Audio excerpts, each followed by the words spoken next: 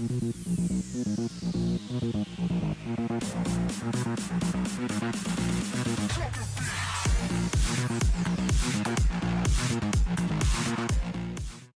everybody, welcome to another episode of Chat with Coach Kat.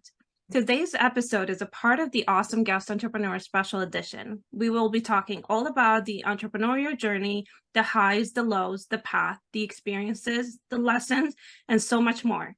I'm excited to get to share with you the wisdom these great souls have acquired over the years. So without further ado, allow me to introduce you to today's guest, Stacey McCarthy. Please tell us a little bit about yourself, your experience, and where you're coming from, and then we'll dive into some more questions. Sounds great. First of all, thank you, Kat, so much for having me here today. And I must say, it feels so good to finally be able to share my journey as an entrepreneur, because it wasn't too long ago where I felt I didn't qualify yet. So the entrepreneurial journey is interesting. It's nothing that I really set out to do. So now at this point, I am a holistic health coach. I'm an aromatherapist. I'm a yoga teacher. I do so many different things. And I learned a lot of this through KBB, which was the Knowledge Broker Business with, is that what it was Business called? Blueprint. Business Blueprint. There it is, with Tony Robinson, Dean Graziosi. And it's interesting because what I learned back then with them, I was working full time. So my background is in occupational therapy. And I had this idea maybe about 8 years ago that I may create a business with my aromatherapy, and it would be a side hustle kind of thing. And then in 2020, I lost my job of 9 years, the agency I was with. And then like the next week we were in lockdown. And it's just interesting story to me. I can't even believe how quickly things unfolded for me. So at that time, my parents were aging and kind of declining, and we were in lockdown. So my sister's a nurse, and we're both in the health care field. And we knew we wanted to keep our parents at home for as long as possible. Yeah. And especially with COVID, we didn't want to put them in a facility or anything like that. So, I now in retrospect, and even then, I knew it was a blessing that I lost my job, and now I have the time to take care of them, especially under such circumstances that no one anticipated. So that was the beginning of my journey. I thought, okay, I knew that I was kind of done with my career as it was, the 9 to 5 in the healthcare system. I liked the work that I did, but I didn't like the system and how it restricted me from spending the time and doing the things I wanted to do with my patients.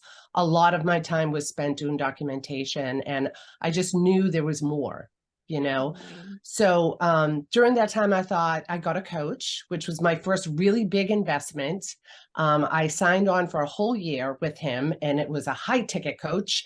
And I just resonated with him so much, and I've never regretted it. He helped me get an online business with my aromatherapy, and that's where I started. Meanwhile, I'm taking care of my parents and feeling really good about that. So fast forward a few months later, I just, with everything that was going on in the world, I really felt called to share some of my experiences just over the years, and just to add a little light to the online space and bring some inspiration, encouragement, support.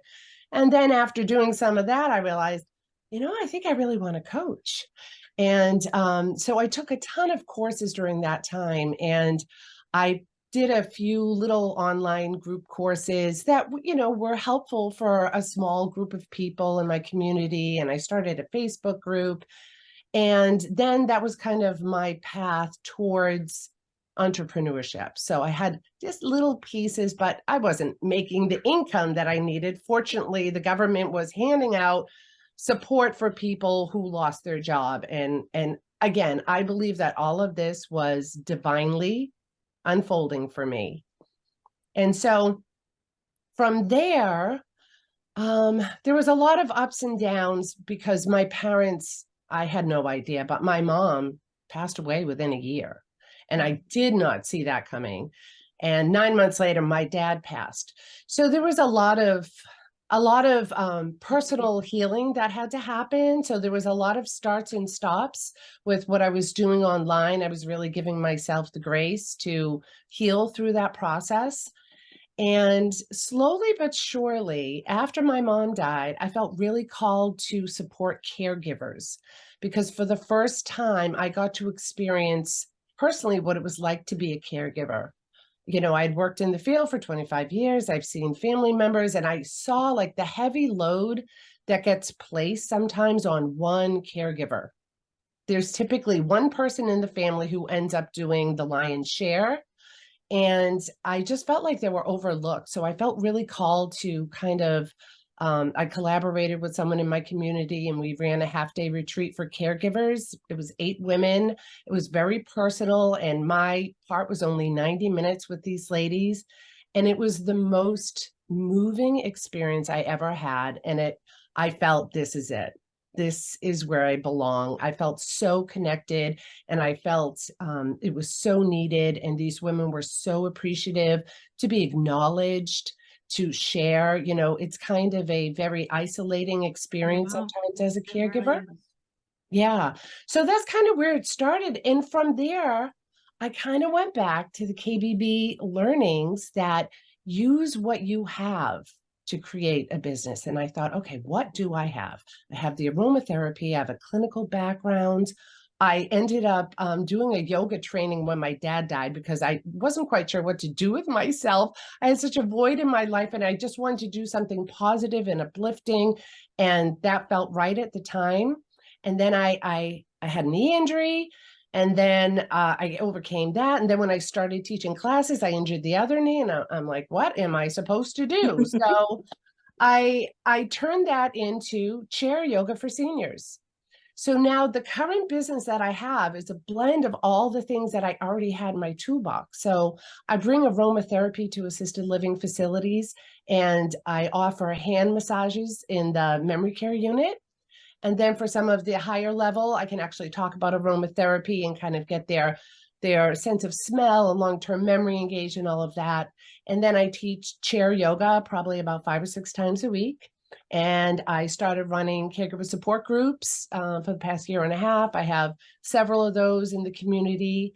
And now I'm turning my focus to coaching. I went through a coach training that ended in March, and I'm working towards my ICF credential. And so now I'm in the process of rebranding, and I finally have enough work to sustain me.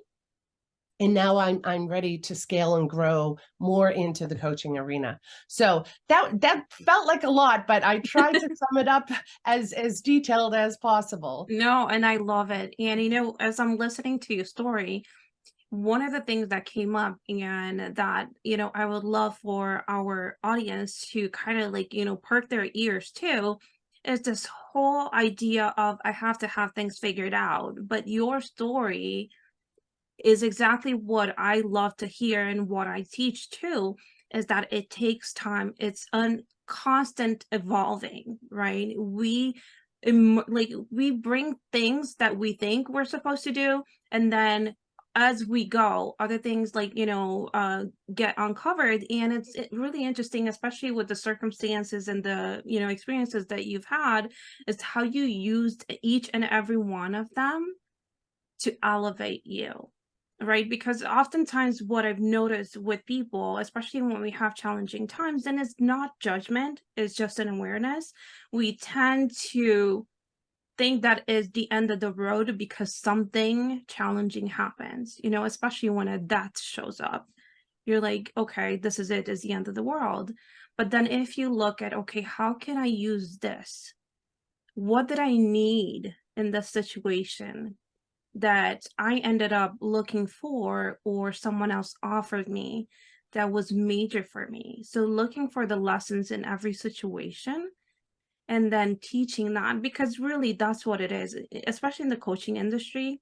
It's all about the experiences that you have, how you've overcome them, and how can you teach someone else to do the same, right?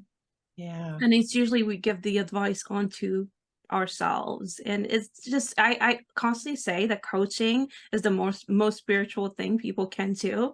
And they don't believe me until they go through the process of becoming a coach. Mm, Right. So yeah. I just like, I'm curious because you've touched on so many things. Well, first of all, like I understand the whole transition between the job and it was done for you. Do you think you would have started your business would you had not been let go? Well, there is a gem because I feel that the universe sometimes makes the decisions Reasons for for you? us. Yeah, because I had been thinking about it and listening Attention. to audio tapes and podcasts and influencers, and I really, really wanted to, but I wasn't ready to leap out of Make the that jump. safe, secure, benefited position. I just didn't know where to jump to. And then when it was taken away from me, I went back in the KBB group. The very day I lost my job, I went live in that group and said, today I lost my job of 9 years. And you know what? I couldn't be happier because I know this is the universe's way of saying, okay, here you go. We made the jump for you. Now it's time for you to step in. And I Buckle up. had no idea which way I was going to go. But again, like we talk about coaching and groups and masterminds, I felt supported by so many other entrepreneurs who were on the same path, taking the same risks. And I felt held like I was going to be all right because I had the inspiration and the encouragement and support of so many other like-minded people, which is why it's so important to connect with the version of you want to become. You know, I didn't have a business when I was in KBB. I just had the desire. I had the hunger for it. Yeah. And it's really beautiful that we're talking about support because I do find that most people who maybe take a longer time to get to their dreams don't have that support. Mm, And, just talk themselves out of doing something because of it. And, this is really one of the reasons why I'm doing this podcast and I'm sharing stories like yours, because I want to encourage people that we all face challenges, but you're not alone. You mm, have people who are going to be there for you. You have people who are going to offer their heart and soul to make sure that you're looked after. Or we create the space like a mastermind or a group where we offer some part of ourselves that because we know at some point we needed that. And it was so beautiful. And we're so grateful for like other people offering that to us. So we're doing that. It's just like this whole giving game with mm, with coaching that is just like the most beautiful thing that like I think we can do as human beings. But I'm really like one of the things that I want to touch on with your story is this whole like you've experienced quite a bit of grief in a very short period of time. How do you navigate that and still stay connected to something you started? you know, when my mom passed, I was really, really close with my mom. And it was a really big, deep loss for me. And I decided, so we had to clean out our condo and sell it. And me and my brother and my sister all got a little bit of money. And I thought, I remember I was with my sister. I vividly remember after we left the accountant, I said, I'm going to create a business with this money in honor of mom because my mom died of Alzheimer's. And I just knew that with my background and my experience, I could do something with this. I know how to connect with that population in a way that a lot of people don't, because I knew it inside and out professionally and personally. And I had this calling on my heart to just go to that population and serve. And that's how it started. So I like one of my first jobs I went to, it was a long-term care facility, not one of the pretty ALFs with all the beautiful things. It was end of life, memory care, Alzheimer's, end stage. And I went in there and I would just go to the most distressed person and hold their hand and talk to them and then take up my aromatherapy stuff. And the woman I really, again, I felt divinely guided. I was like channeling my mother through me. how do I calm this person? How do I serve this person? And the person who was considering me, because it was new, nobody was doing it, she's like, I can't believe your presence and just what you can do with them. And so I'm still working there. That was one of my very first jobs. And now I have 2 facilities with them. And it's tough. It's hard work. These are, the quality of life is not what I would ever want anyone to experience. Yeah. And I feel like what I do isn't huge, but it could be a few moments of calm that I'm offering them, and being very present with them and just being with them. Yeah, So does that answer your question? Yeah. So the grief and everything. So that actually helped me. I felt like I was healing myself through my work. yeah, no, and Yeah. that's really it, is like, how do you take something that's often like, overwhelms people? And I'm not saying that it wasn't an overwhelming experience for you, but it Mhm. often like, gets someone to just like get very small, and to get like, so to be so hard on themselves and not see the light of day. Mhm. And it's just so beautiful and inspiring to hear your story of like a different way that we can approach an event like that in life. And one of the greatest things that I've heard from you is that you were connected to your mom. So it did, like, while you lost her physically, the connection grew stronger, Mhm. because now you were channeling her, you were asking for her wisdom. And this is like part of my understanding, that even though we cross to a new dimension, the energy is still there, and Yeah. there's a lot less blocks, which is like usually the physical part.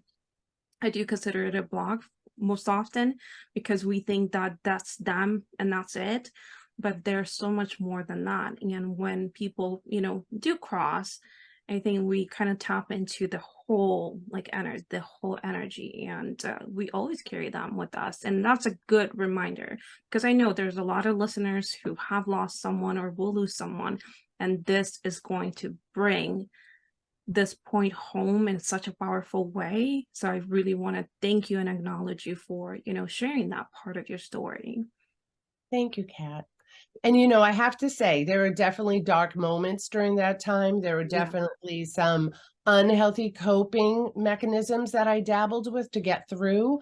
And I have to give credit to coaching, because I hired another coach right away. I thought, I need help through this, and I hired a coach who had recently lost her mom, and she had many other things to bring to the table. But I honestly don't think I will ever go through life without a coach. So this is my third year of signing on a 1-year contract with a coach, because left to our own devices, especially in really challenging times like that, it's way too easy just to slide down that slippery slope. And I I am just so emphatic about coaching. It has served me so well. I don't regret a cent of any investment in the coaches that I've hired. And I plan to keep hiring them, because I just feel that we can get so much further, so much faster, Foster. when we have someone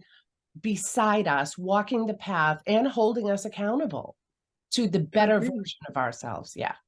It's beautiful. And I do, and this is something I kind of like want to circle back to, because oftentimes coaches, and this is really my audience, like coaches and entrepreneurs, coaches shy away from hiring people. They, and it's something that I talk about in my courses, that if you believe so strongly in coaching to be one, you need to believe in having one. Right. Agreed. Because it's almost like the doctor who thinks, okay, this medication works for everybody, but it doesn't work for me. So, right. And then it's much easier. And this is such a good thing that you're doing that, because it's much easier to sell your services when you're convinced that it has helped you, right? When you go to talk to someone about coming on to enroll with you, you can say, I have the experience of being helped by a coach, so I know what it's like to make that decision. Has Mm. that like helped you?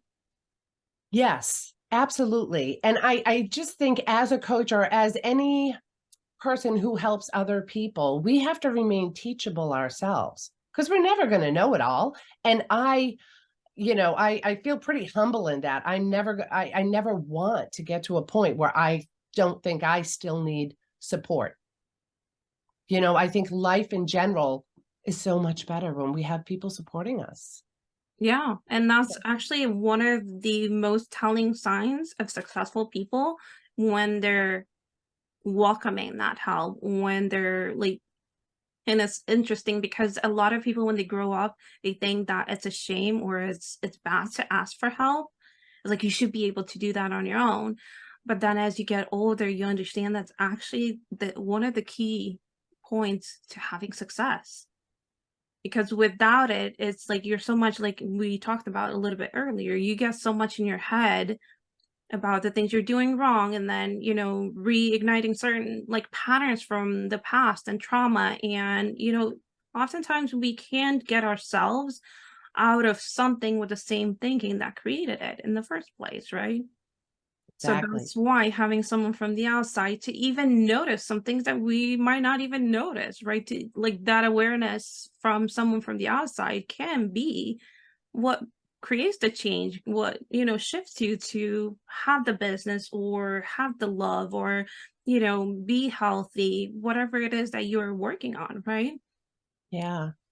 Yeah. So Coaching go ahead. Coaching is one of the things I love about coaching now that I'm actually trained, because in 2020 I was kind of a self-proclaimed coach, because it just seemed I was kind of following other people and that's what we did.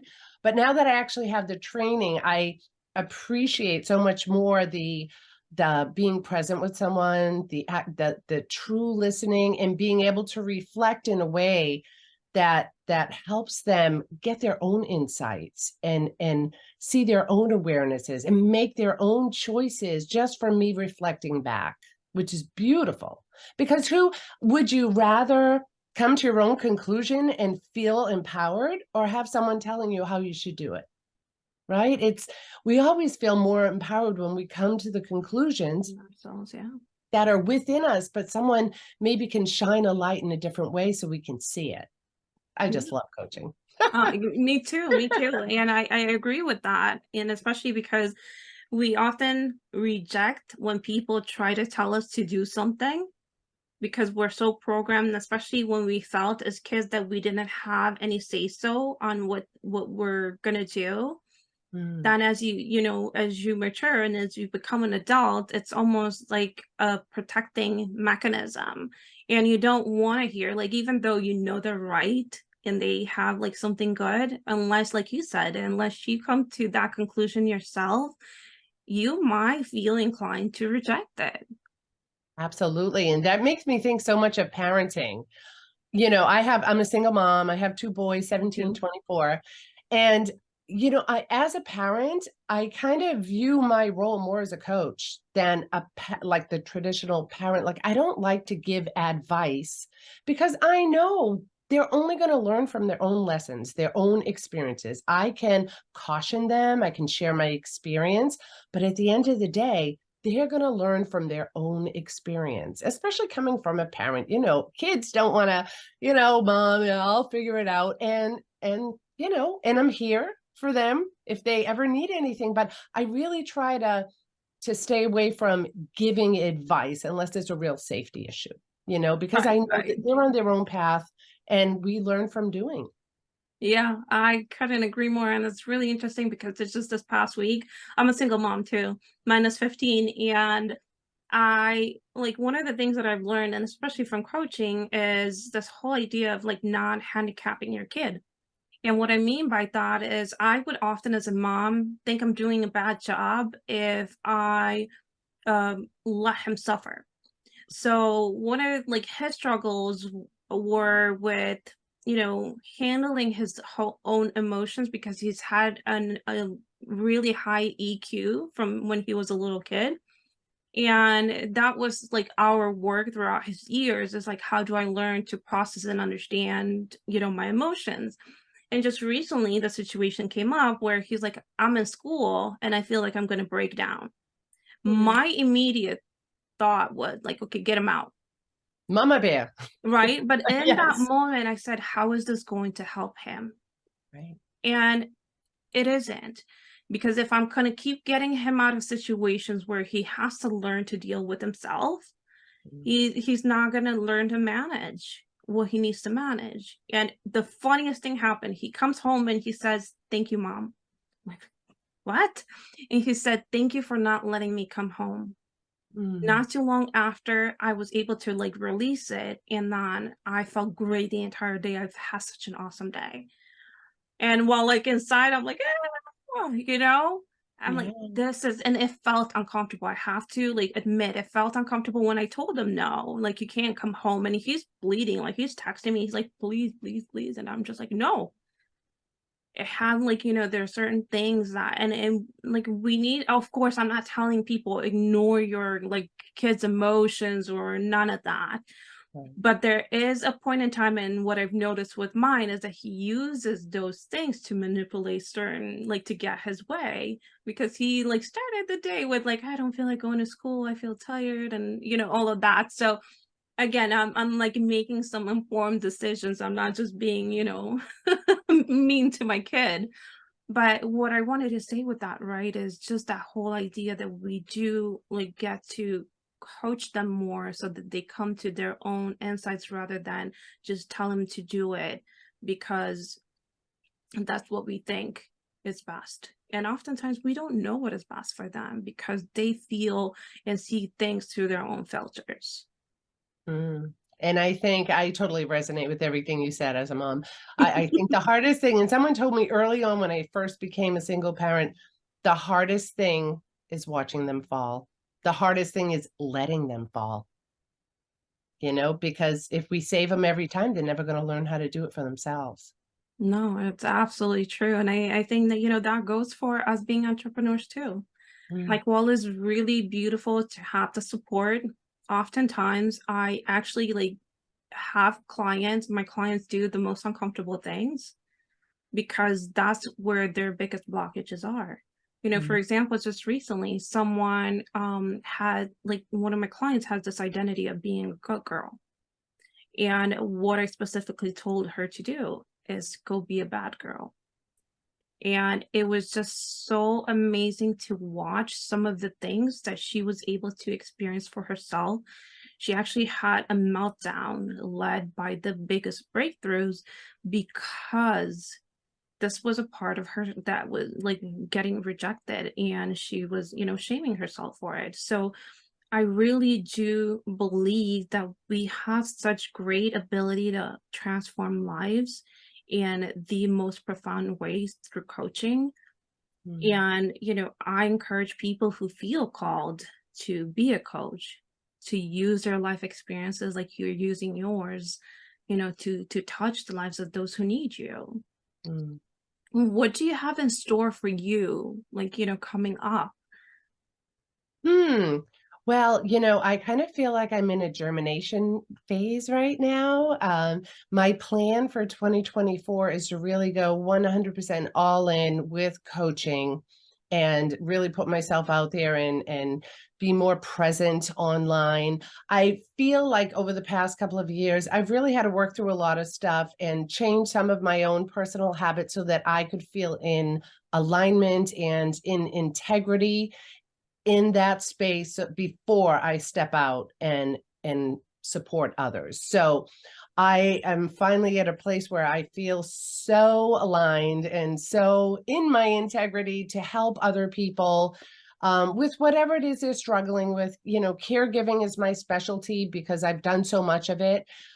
So I love the idea of supporting women at midlife who are caregivers, and there's so many different types of caregivers and beyond, because, there's a whole other level once your caregiving is over and that role is complete, then there's a whole other chapter that opens up. So for me, what's coming is coaching women at midlife who are caregivers and yeah, so I'm working on that. I'm kind of, like I said, rebranding so that I can kind of position myself in a way that people know what I do. Right now, it's a little vague because I had to build up the business that I have so I can support myself, right? And Right. now that I can, I am ready to come out with the coaching. So that's what's coming up for me. And I'm coaching now. And, I probably have about 75 hours. I need 100 hours to get the ICF credential. So I'm still working on that. I'm absolutely accepting clients and happy to serve people as I, pursue my credential. Beautiful. And I think anyone that is going to have their lives touched by you are going to benefit greatly from all of the things that you've talked about.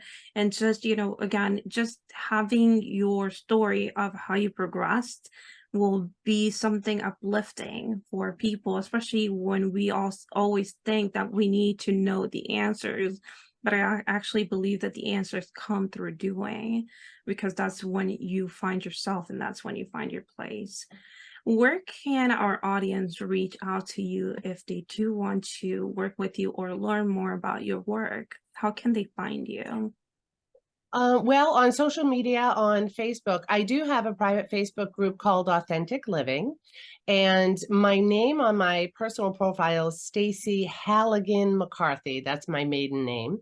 And you can just email me directly at staceymccarthycoaching.com. It's STACEY. And yeah, for now, those are the best places to find. Beautiful. And again, as as you evolve, I'm sure that people can just look you up and, find you and all of the things that you offer. When I close my episodes, I usually have a question for my guests. I love that. And what I would like what I would like to find out is, what do you want to be remembered for? Hmm. I think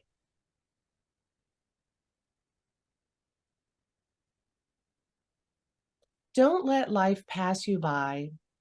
What motivates me is not, I don't want regrets at the end. We only have this one life, and sometimes we take it for granted thinking we have all this time. We don't know how much time we have. So if there's something that you really have on your heart and your mind and you want to do it, don't wait.